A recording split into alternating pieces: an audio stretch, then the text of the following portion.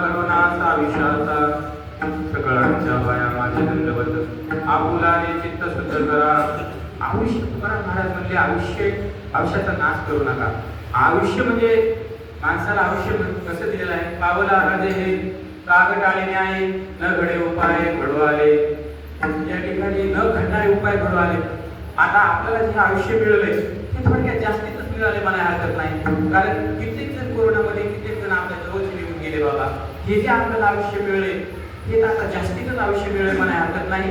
म्हणून हे जास्तीचं आयुष्य मिळले म्हणजे याच्यामध्ये तुम्ही भगवंताचं भजन करायला पाहिजे.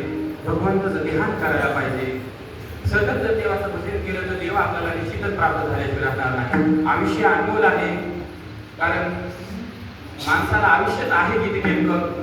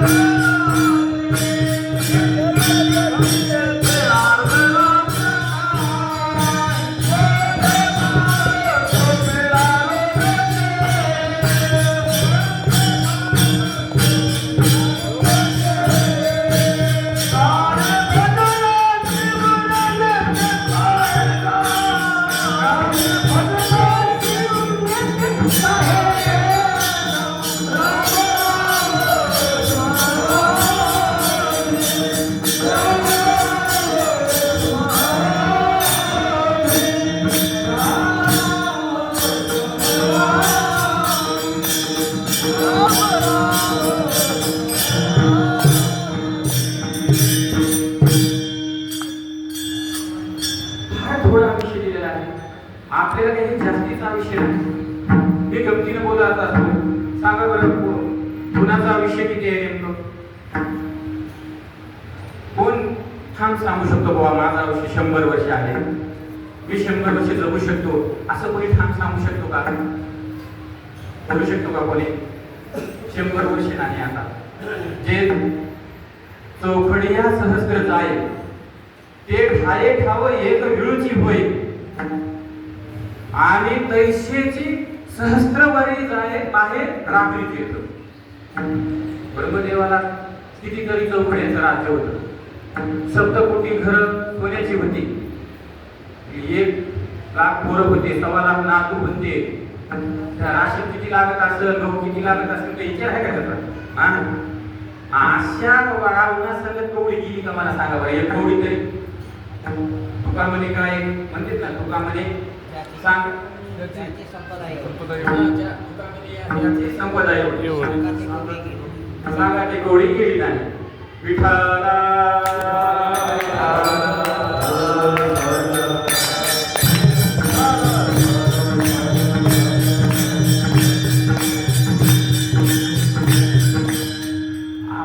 आयुष्याबद्दल थोडीशी माहिती घ्यायची आहे. आयुष्याबद्दल एक तुम्हाला दृष्टांत सांगणार आहे. थोडस भजन करा.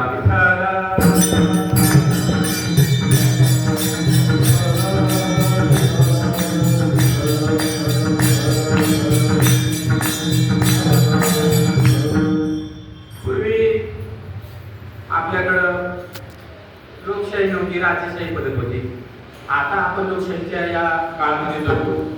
पूर्वी राजे महाराजे गावोगाव राजे महाराजे होते. पटावून मी दृष्टांत सांगतो बरं का, आयुष्यात म्हणून सांगतो. या ठिकाणी एका राजा गावोगाव राजे होते. एका राजाला अशी इच्छा झाली की लवकरात लवकर तो राजाच्या मनामध्ये अशी एक इच्छा निर्माण झाली की काही करा मला, लवकरात लवकर शीघ्रगतीने मला जिवंत कावळा पाहिजे. मला जिवंत कावळा मला प्राप्त करून देण्याकरता तुम्ही प्रधानजी मला लवकरात लवकर तरतूद करा.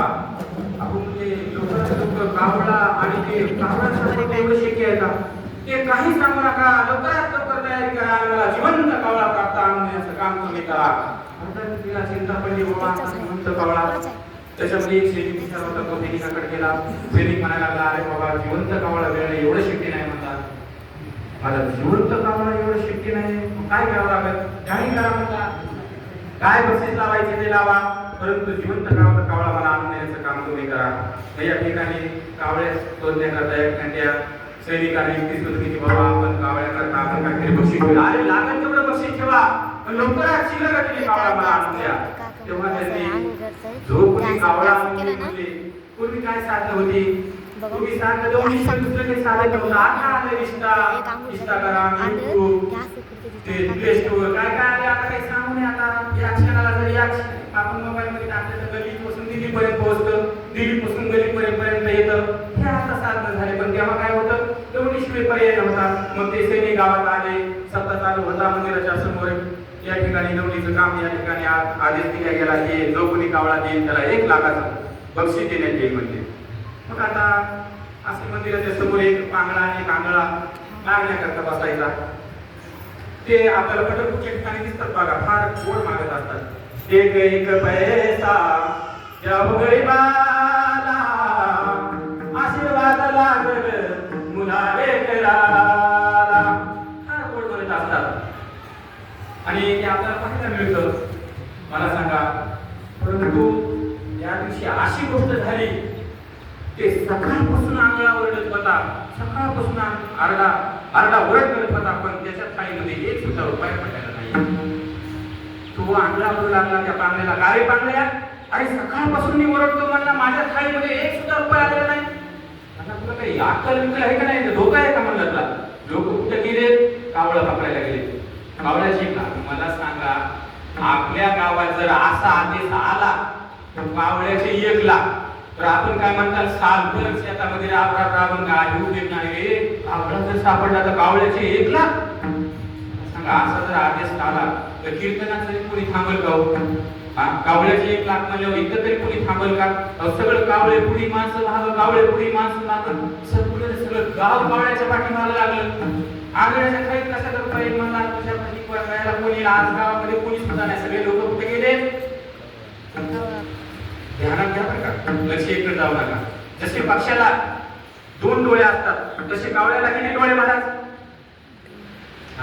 इतके सुज्ञान आहे. बडोली म्हणजे आपली इकडे कसं आहे, सुज्ञान आहे सगळे.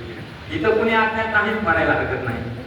अरे बंदी मंडळी गुणवान आले, आमचे निकरी बाबा गुणवान आले, सगळे या ठिकाणी हुशार माणसं आहेत. कावळ्याला 1 डोळा आले.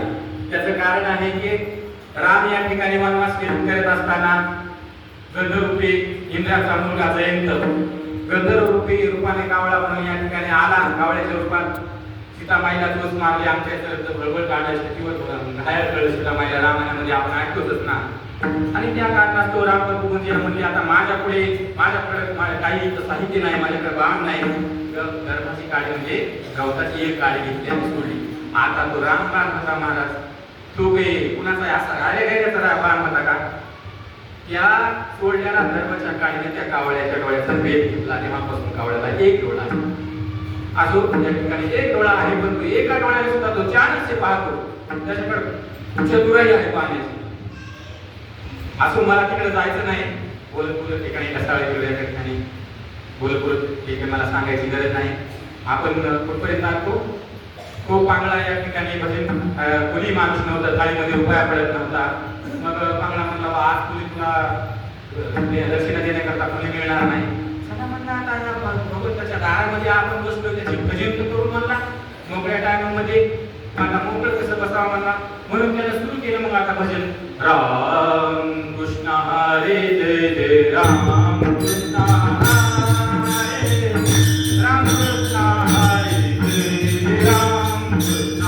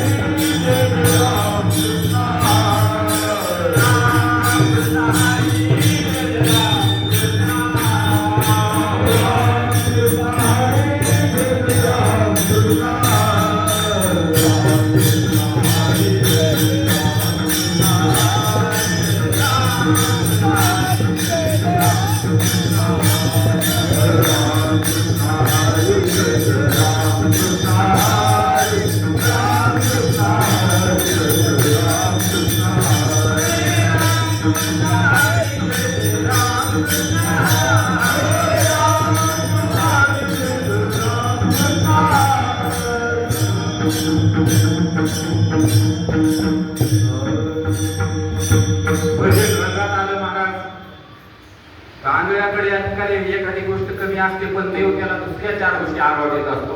तांदळ फार हुशार होता आणि स्वरामध्ये भजन म्हणू लागला. भजनाच्या स्वरात रमून गेलेला आहे. देव पण एकाग्र झालेला आहे आणि देवाचं भजन केल्यावर महाराज तिथं प्राप्त व्हायला काळ वेळ लागत असते महाराज. म्हणून आता वर टाळी वाजवणार इतक्यात त्या मंदिराच्या पैतीला गंगावती आणि एकूण कावळ्याचा थवा मंदिराच्या बाजूने जसा जसा जात असताना अशी टाळी करणं आणि कावळा टाळी गेलं. आता हा पांगळा म्हणला विचारली असली सांगू पण ही विचारण्याची वेळ नाही. म्हणला ए आंगळ्या म्हणला तुझ्या टाळी कावळा आला म्हणला बघते नीट. एखाद्या माणसाला उत्पन्नच किती आंगळ्याचं दिवसामध्ये 10 रुपये 20 रुपये 50 रुपये लिहिले. आता 1 लाखाचा काळा लोक कुठे गेले होते हो? लोक कुठे गेले होते? कावळ्याच्या पाठीमागं. आणि त्या आंगळ्याच्या टाळीमध्ये कावळा सापडला. म्हणला आता थांबवलं ते थांबवलं. ज्याच्याकडे पैसा नाही त्याच्याकडे अचानक पैसा होते थांबवत असतं बघा तसं ते आंगळं थांबवलं. म्हणला आता आपण हे लाख रुपये आपल्याला आले. म्हणला आपण धर्मशाळेत राहतो. म्हणला पण आता 12 उडून देऊया. म्हणला आतापर्यंत दोन्हीचे 4 झाले नाही परंतु दोन्हीचे 4 करून टाकू. म्हणला आणि दणका उठवून टाकू. कुणाचा? माझा नाही त्या कावळ्याचा. कावळ्याचा दार उठवून टाकू म्हणला. पण आता त्या काळात महाराज आमच्याकडे इथं 40 नवरदेव पडलेले आहेत आणि आंगळ्याला कुठे घेऊन बसलाय. 1 लाखात लग्न करू शकत नाही. 1 लाखात घर बी मागू शकत नाही. म्हणला लागलं या लाखाचं काय करावं? हे आंगळ हुशार होते या ठिकाणी. म्हणला राजाने आदेश काय दिलेला आहे एका कावळ्याचे 1 लाख. असे जर आपण 10 कावळे पकडले तर 10 कावळे जर आपण पकडले तर 10 कावळ्याचे 10 लाख. म्हणला 10 लाखामध्ये लग्न करून टाकू म्हणला आणि घर बी मागू म्हणला. उरलेल्या पैशाची एफडी करून टाकू म्हणला बँकेमध्ये. पैशाला कुणाला मागायची गरज नाही म्हणला आता. आणि पुन्हा भजन सुरू करा म्हणला. राम कृष्ण हरी जय जय राम कृष्ण हरे राम कृष्ण हरी जय जय राम कृष्ण. भजने रंगात आलेले आहेत म्हणला या ठिकाणी. आंधळा पांगळा दोघं जण रंगात येऊन गेले भजनामध्ये. आणि भजनामध्ये रंगात आल्यावर महाराज आदेश येत नसते यश प्राप्ती होत असते. आणि डबल तो असा टाळी वर करू लागला आणि डबल टाळीचा आवाज वरी करू लागला आणि दुसराही कावळा त्याच्या टाळीत आला.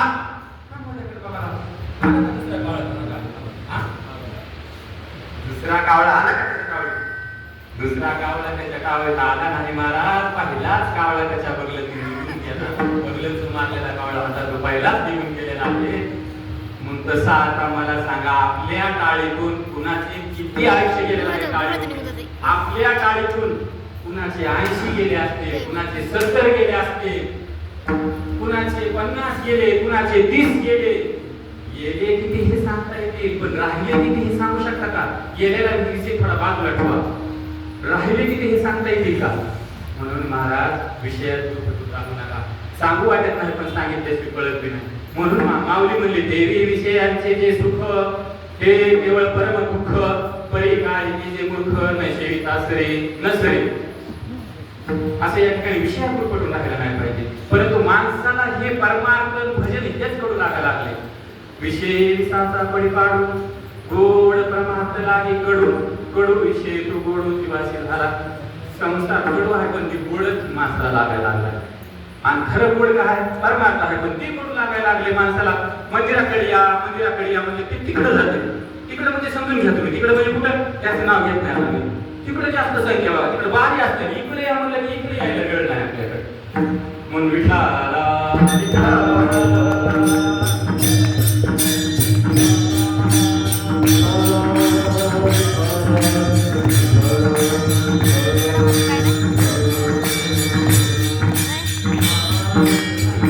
परमार्थ जर सफल करायचा असेल तर देवाचं भजन करावं लागतंय महाराज.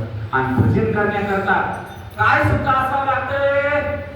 चित्त ते करावे चित्त शुद्ध सगळ्यांच्या माझे दंड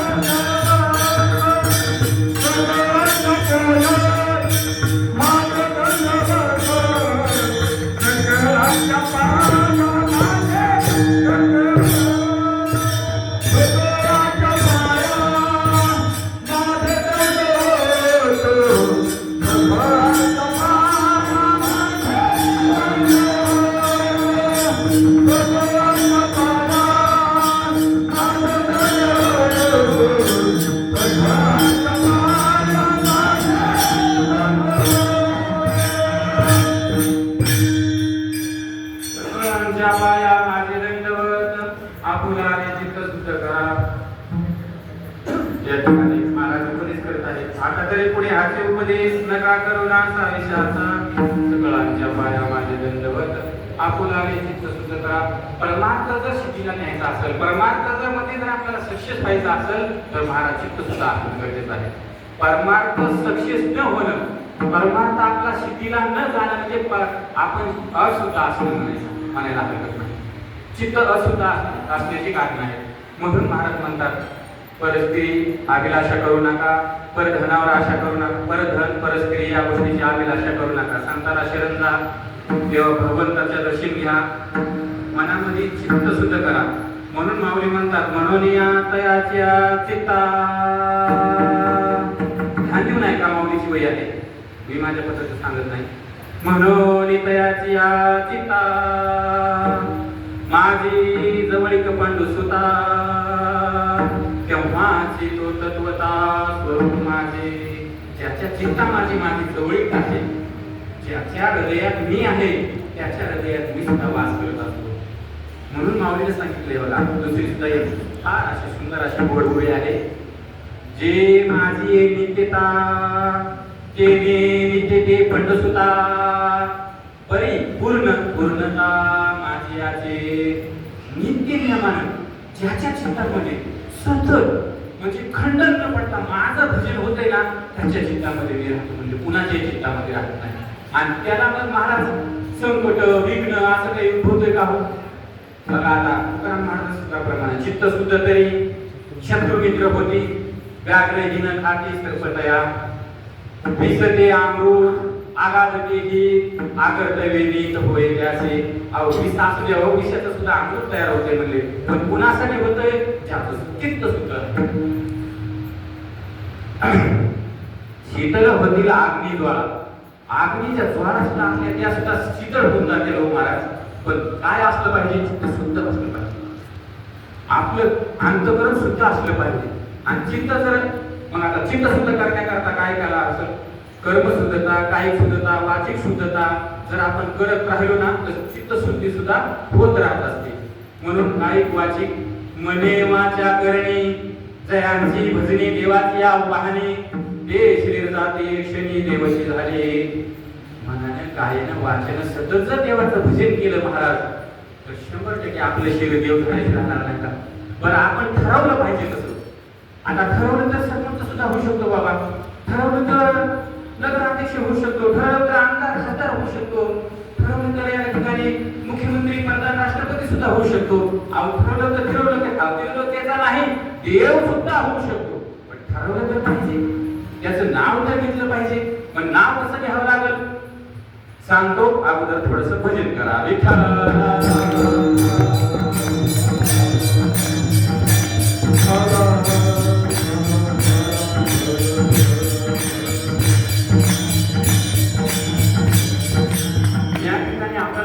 प्रयत्न करायचा असेल तर अगोदर चित्त सुद्धा असण्याचं गरज आहे. आणि मग चित्त सुद्धा असण्याकरता चित्ताची शुद्धी करण्याकरता काय करावं लागेल?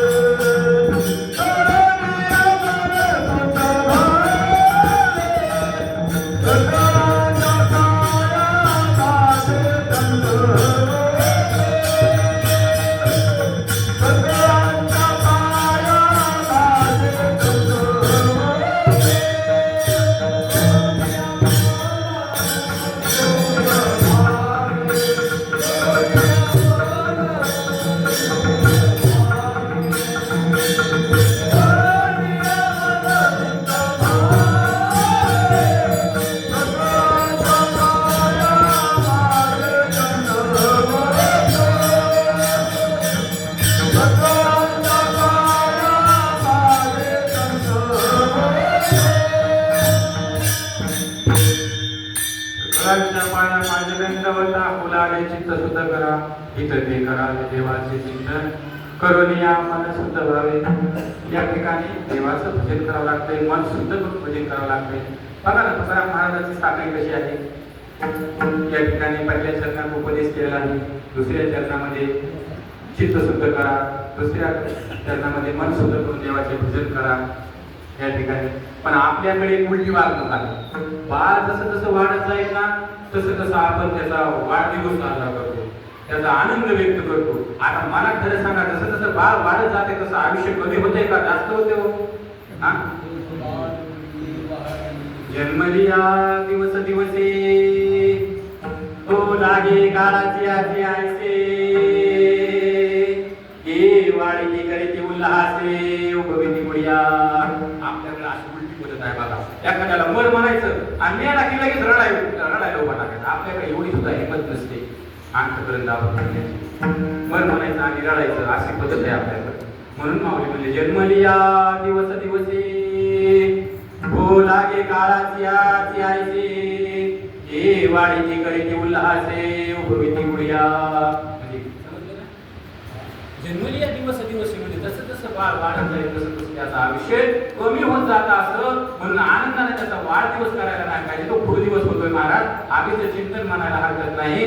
म्हणून आनंदाने एक वाढदिवस साजरा करतात आहोत. माणसाचं आयुष्य कमी होत चाललंय, वाढत चाललेलं नाही. तुम्हाला पटावून दृष्टांत देतो. अगोदर भजन करा विठोबा.